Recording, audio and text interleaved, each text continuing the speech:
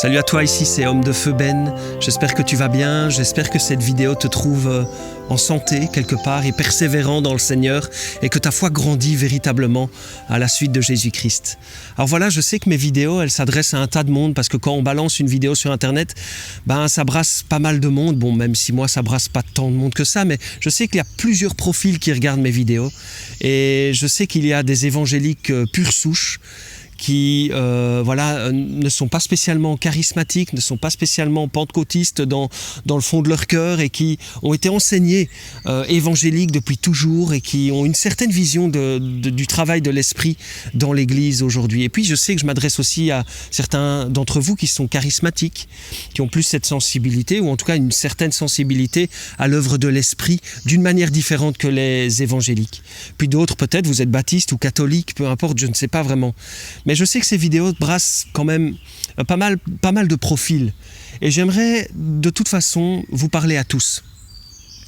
En vous posant simplement une question ici par rapport à l'Esprit de Dieu et au travail de l'Esprit de Dieu. Vous voyez, on est en route vers la Pentecôte ici et j'aimerais vous inviter à vivre cette Pentecôte d'une manière différente ou tout du moins vous encourager à marcher vers cette Pentecôte d'une manière différente et à réfléchir avec moi à différentes choses qui pourront vous aider à cela. Alors, moi, si je te pose la question, comment est-ce que tu envisages, comment est-ce que tu construis ta vie spirituelle? Si je te pose la question maintenant, comment est-ce que tu construis ta vie spirituelle en Christ? Comment est-ce que tu construis celle des autres aussi? Comment est-ce que tu encourages tes frères et sœurs en Christ? Qu'est-ce qui te motive à le faire et comment le fais-tu? Je pense que pour la plupart d'entre nous, c'est pas difficile. Je crois qu'on lit la Bible. Je crois qu'on lit la Bible tous les jours. Je crois que on le fait le plus assidûment possible. Je veux dire, ça fonctionne parfois, ça fonctionne moins d'autres fois. Et je crois qu'on lit la parole et on est édifié par ça. On est construit par la parole de Dieu et c'est merveilleux. Puis je crois qu'on prie aussi. Il y a beaucoup de personnes qui regardent cette vidéo qui prient pour les autres et qui prient pour eux-mêmes. Ils prient pour que Dieu leur permette de vivre les choses en Christ d'une manière beaucoup plus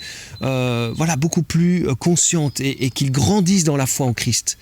Et puis d'autres vont à l'église et puis ils regardent des prédications, ils écoutent des prédications, ils écoutent leur pasteur prêcher. Puis ça les encourage, ça les édifie, ça les bénit. Tu vois, toutes ces choses nous bénissent.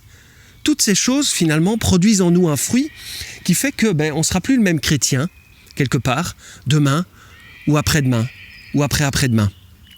Tu vois, et toutes ces choses, la prédication de la parole de Dieu avec la vérité de l'esprit, la prière pour les autres, la prière pour soi, toutes ces choses édifient.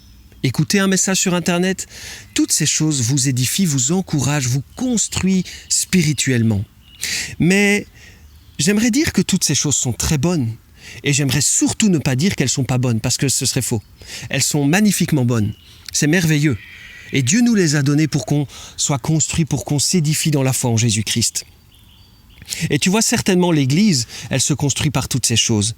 Mais dans ton désir de te construire et d'encourager les autres aussi, sais-tu qu'il y a un matériel, si je peux dire, pour employer les termes du bâtiment, peut-être tu es dans le bâtiment, je ne sais pas, peut-être tu es maçon, mais sais-tu qu'il y a un matériel de choix, un matériel véritablement choisi, mis à disposition par Dieu qui te permettra de construire ta foi personnelle et de construire celle des autres aussi. Et tu vois, en 1 Corinthiens 14, verset 4, il est dit que celui, par exemple, qui parle en langue, en diverses sortes de langues, il s'édifie lui-même. Et c'est exactement le mot s'édifier, ça veut dire, c'est oikodomeo, c'est le verbe oikodomeo. Et ça veut dire se construire, se bâtir, ériger une bâtisse quelque part. Et tu vois qu'en 1 Corinthiens 14, verset 4, c'est le don de parler diverses sortes de langues qui te permet de faire ça, de te construire personnellement, de t'édifier. Et j'ai presque envie de dire comme la prédication de la parole de Dieu le dimanche matin, comme la prière avec un frère ou la prière que tu fais en intelligence, en français ou peu importe dans la langue où tu l'as fait, eh bien ça t'édifie. Tu vois, et en 1 Corinthiens 14, 26, on voit que les dons spirituels sont des agents, ils sont placés comme des agents de construction dans la bâtisse spirituelle qu'est l'Église de Jésus-Christ. Et je crois que c'est vraiment important de s'en rendre compte. Je crois que c'est un matériel de choix que Dieu a placé dans son corps, pour son corps, afin qu'on s'édifie, afin qu'on soit encouragé, afin qu'on soit béni, afin qu'on grandisse spirituellement à la stature parfaite de Jésus-Christ. Alors moi, j'aimerais juste reposer cette question toute simple, finalement. Avec quoi construis-tu ta vie spirituelle et celle de ton Église? Avec quoi? Est-ce que l'idée, et là je te lance un peu un défi, si tu n'es pas charismatique ou pentecôtiste, est-ce que l'idée des dons spirituels t'est déjà venue à l'esprit quelque part comme un don de Dieu, un cadeau pour son peuple, un cadeau à vivre ensemble, un cadeau à vivre même personnellement, parce que visiblement, celui qui parle en langue, il s'édifie lui-même. Est-ce que tu as déjà pensé à ça? Est-ce que tu as déjà pensé que les dons spirituels étaient quelque chose de choisi et précieux devant Dieu pour son Église? Tu vois, je pense que parfois on aimerait construire l'Église, et peut-être t'es pasteur ou ancien, et tu as à cœur de construire l'Église de Jésus, tu vois. Mais parfois on veut le faire à notre manière. Parfois on envisage que certains matériaux, on se dit non, moi je veux que ce soit construit en bois, et je veux pas de la pierre. Ou « oh, ce matériel-là, il n'est pas très noble, il n'est pas très beau, alors je vais en employer un autre. » Mais tu vois, Dieu a placé dans son Église, et pour son Église, un matériel de choix. Un matériel de choix, et ce sont les dons spirituels. Parce que les dons spirituels, ils édifient l'Église, ils encouragent, ils construisent le corps de Christ. Tu vois ? Les dons spirituels, eh bien, ce sont des choses qui sont aussi placées dans le corps de Christ pour t'enflammer pour Dieu. C'est la manifestation de l'esprit. Tu vois, quelqu'un qui pratique les dons spirituels, il est enflammé, souvent, attention, il est enflammé pour le Seigneur. Parce que le don spirituel construit, le don spirituel bénit, le don spirituel édifie. Et ça, c'est vraiment, vraiment, vraiment important. Alors, ce que j'aimerais te poser comme question, c'est: es-tu certain, en tant que croyant, es-tu certain, peut-être en tant qu'évangélique pure souche, qui n'en a rien à faire des charismatiques ou des pentecôtistes, ou qui a même peur, quelque part, eh bien, es-tu certain de ne pas croire des mensonges à propos des dons spirituels dans ta vie chrétienne? Tu vois, ce que je veux dire par là, c'est: es-tu certain que les dons spirituels sont une intention de Dieu pour son Église et non pas le fruit de pentecôtistes chevronnés ou le fruit de charismatiques un peu foufou, mais bien le choix et les décisions et la volonté de la part de Dieu le Père pour toi? Tu vois, je crois que c'est important de replacer les dons spirituels, de replacer leurs pratiques à la lumière de l'Écriture, de faire fi, d'oublier un peu ce que tu as déjà entendu sur les dons spirituels et surtout les mauvaises images que Satan a voulu faire porter à l'Esprit de Dieu et à ses dons spirituels. Tu vois ? Est-ce que tu es certain de ne pas croire à un mensonge par rapport aux dons spirituels? Le mensonge, ça peut être: je n'en ai pas besoin. Je n'en ai pas besoin. Je vis très bien sans. Ça ne crée que des problèmes. Ça ne met que le désordre. Tout ça, ce sont des mensonges. Dans les dons spirituels, c'est un matériel de choix qui construit l'Église et qui construit ta vie. Et Dieu désire te les partager, Dieu désire te les donner pour que tu t'édifies toi-même dans ta très sainte foi et pour que tu puisses édifier les autres aussi. Et je t'invite vraiment à relire 1 Corinthiens 12, 1 Corinthiens 14, 1 Corinthiens 13 au milieu de tout cela. Et prie là-dessus, prie honnêtement là-dessus, et tu verras que Dieu, c'est pas les pentecôtistes qui ont choisi de pratiquer les dons spirituels, c'est pas les charismatiques, c'est l'Écriture, c'est la parole de Dieu, c'est le Seigneur qui veut cela pour son Église. Alors, moi je t'engage et je te demande, mais qu'est-ce qui est biblique et qu'est-ce qui est de la vérité? Ou plutôt, qu'est-ce qui est du mensonge dans ta vie peut-être, par rapport aux dons spirituels? Si tu sais que Dieu te donne ces matériaux, moi je t'engage, que vas-tu en faire? Que vas-tu en faire? Les oublier? Peut-être les négliger pour un temps? ne pas les pratiquer par peur du regard des autres. Peut-être tu es dans une famille d'église qui les a rejetés depuis longtemps. Peut-être tu es dans une famille d'église qui, au réveil charismatique dans les années 70, s'est fermement opposée aux dons spirituels. Mais tu sais qu'ils n'ont pas bien agi et tu sais qu'il y a encore des séquelles aujourd'hui. Et aujourd'hui, tu aimerais simplement participer aux dons spirituels, les mettre en pratique et édifier le corps de Christ par amour et par sagesse et par obéissance à la vérité de la parole. Tu vois, qu'est-ce qui est vrai dans tout ça ?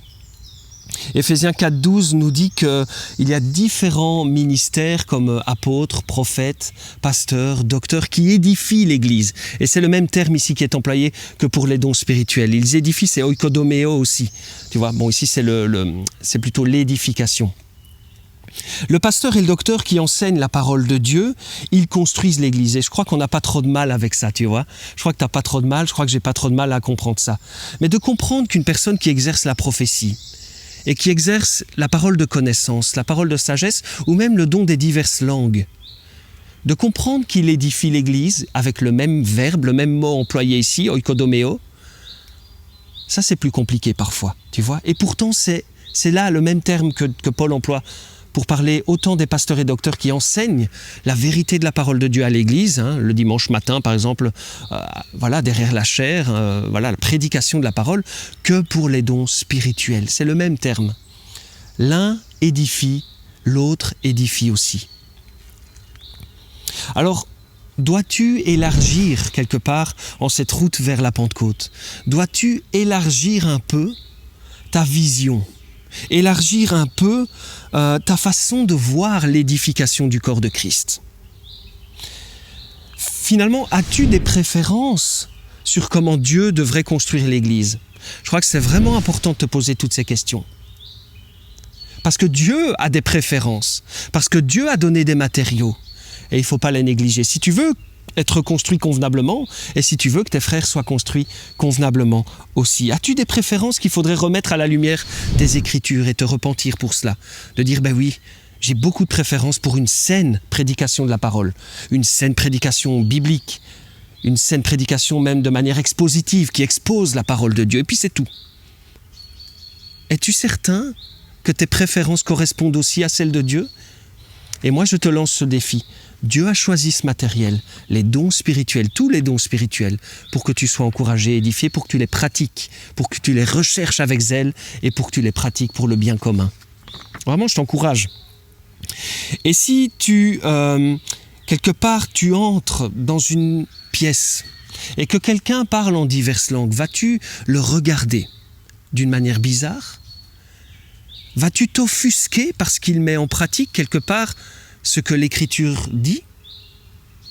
Peut-être tu diras, mais oui, mais il n'y a même pas d'interprétation. Et oui, c'est un tort. Avec le don de diverses langues, dans l'Église, il faut une interprétation.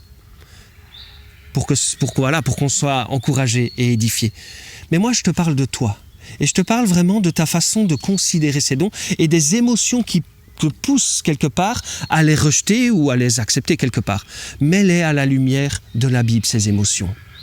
Vraiment, je t'engage. Je te bénis même et je te demande, s'il te plaît, de le faire parce que tu verras que Dieu a choisi ce matériel de choix pour t'encourager, pour te bénir. Voilà, Paul emploie ces termes notamment pour parler de la prédication de la parole de Dieu. La parole de Dieu, elle édifie, elle encourage les croyants, mais celui qui parle en diverses langues, il s'édifie lui-même. Et celui qui interprète les diverses langues, il édifie non seulement lui-même, mais aussi les autres qui l'écoutent. Tu vois, la prophétie, elle encourage, elle édifie les autres. La parole de sagesse, la connaissance, elle édifie les autres. Elle construise au même titre que la prédication de la parole de Dieu. Alors voilà, élargis tes horizons en cette route vers la Pentecôte. Élargis un peu ton esprit. On n'est pas amené à avoir un esprit fermé et un peu étriqué comme ça, un peu... Tu sais, parfois au plus on a de la connaissance biblique, au plus notre esprit a tendance à s'étriquer un peu. Je crois qu'il faut un peu abandonner l'idée de vouloir tout contrôler, de vouloir tout savoir et de vouloir quelque part décider à la place du Seigneur. Je crois que c'est vraiment important.